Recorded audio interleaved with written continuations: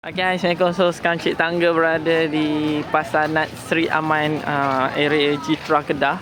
So kita tertarik dekat satu kedai ni, di mana kedai ni menjual kopi kampung kopi kampung tersedap di dunia. Ni satu paket RM10. Dia bergantung pada saiz. Ni saiz besar sikit. Yang ni berapa gram? Setengah kilo. Tak nak beli yang ni, boleh beli yang ni. Kecil sikit, RM5. Yang ni pun ada RM3. Kat sini ada kunyit orang kampung tak? Tu. Belacan Tanjung Dawai. Kuala Jelun pun ada. Asam keping pun ada. Cili kering pun ada. Pilih je apa nak mana. Yang ni special. Rempah kari, ikan dengan daging. Okey, kalau korang mai sini, wajib singgah kedai kat sini. Kat mana?